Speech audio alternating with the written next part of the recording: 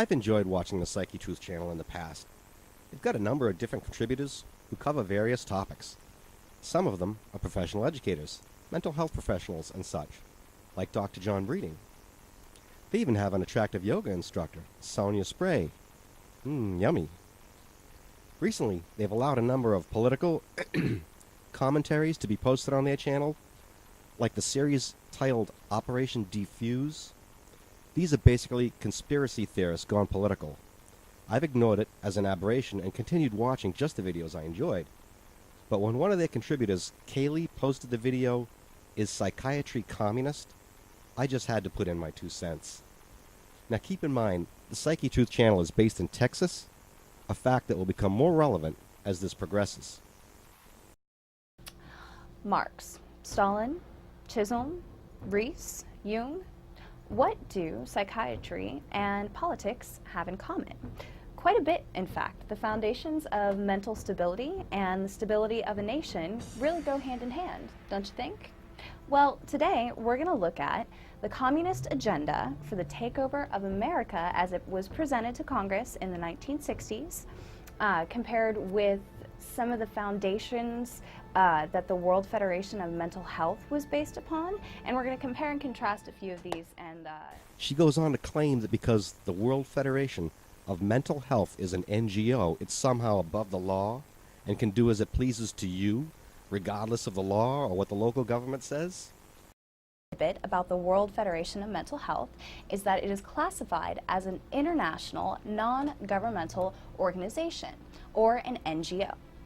Now, the thing about NGOs is that they are free from all and any obligations to governmental, intergovernmental, and/or corporate entities, and that their positions and defensive decisions in response to any political decision can be implemented beyond the reaches of a national government.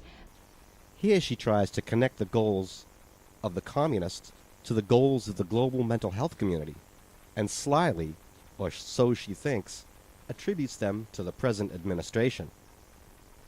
Now, on the side of the communist agenda, well, anyone with half a mind can see the socialist principles being put into place by our modern-day governing bodies.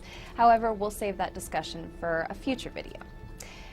But on January 10th of 1963, Congress opened a record of 45 points of fact for the communist takeover of America, as an excerpt from the book The Naked Communist by Cleon Skousen. Now, the interesting thing is that these goals are strikingly similar not only to what's going on in our government today, but also to the founding principles of the global mental health community. So what I'd like to do is read for you some of these goals from the founding fathers of modern psychiatry, and also from the excerpt from The Naked Communist, and let you form your own opinions on their comparisons. And this just gets better. Okay, let's move to the next goal, which is communist goal number 17. Get control of the schools. Use them as a transmission belt for socialism and current communist propaganda. Soften the curriculum. Get control of the teachers' associations. Put the party line in textbooks. This is where the Psychiatry channel, Texas Roots, show up. It's the Texas school boards that are presently rewriting our nation's textbooks in an attempt to remove references to the separation of church and state. Thomas Jefferson, our third president who coined the phrase separation of church and state, is being removed from history books, but they make sure to lead in John Calvin, theologian and pastor during the Protestant Reformation. This is a clear case of projection and a blatant attempt to impose Christian theocracy on America. Psychiatrist Dr. Chester Pierce addressed the Childhood International Education Seminar in 1973, saying this: "Every child in America entering school at the age of 5 is insane because he comes to school with certain allegiances to our founding fathers, toward our elected officials, toward his parents, toward a belief in a supernatural being, and toward the sovereignty of this nation as a separate entity. It's up to you as teachers to make all these sick children well by creating the international child of the future." And that particular point correlates not only to the latter communist goal, but the next two that I want to cover, which are numbers 27 and 28, which talk about religion. And they basically say infiltrating the churches and replacing revealed religion with social religion. Discredit the Bible and emphasize the need for intellectual maturity, which does not need a religious crutch. It further goes on to say that eliminating prayer and any form of religious expression from the school system is absolutely necessary.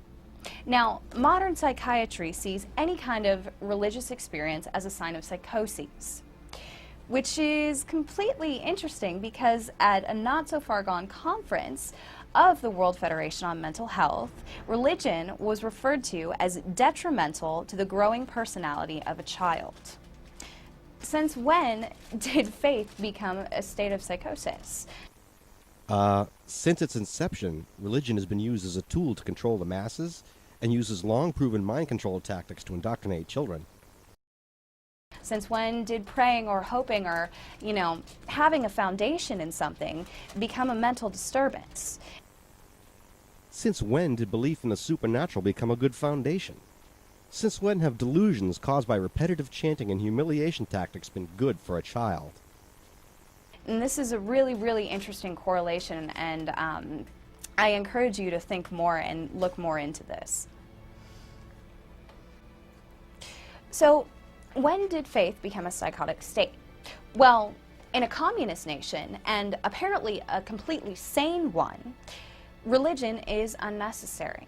It would be so much more pertinent to gain control and to have control in the nation, to have people worship the tangible gods of power instead of those of ones unseen.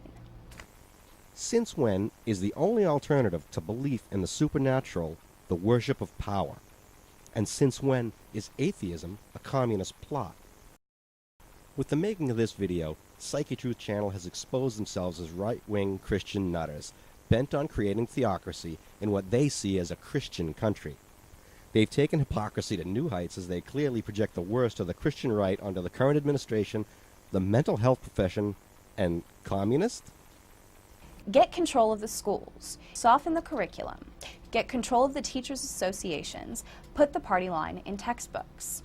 John McElroy is a chipper suburban dentist, a former college cheerleader, and a self-described Christian fundamentalist whose views on history, politics, and science may well impact what your child learns in school. He's part of a powerful bloc of Christian conservatives who critics say are imposing their religious and political views on what public school students learn on subjects ranging from history to evolution. Get control of the schools, soften the curriculum, get control of the teachers' associations, put the party line in textbooks. Right now, the board is working on the social studies guidelines, and here are some examples of things the conservative bloc has pushed through.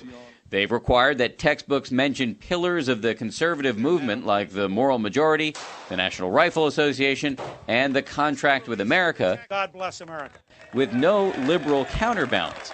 They've insisted that the words of Jefferson Davis, president of the Confederacy during the Civil War, be considered alongside those of Abraham Lincoln.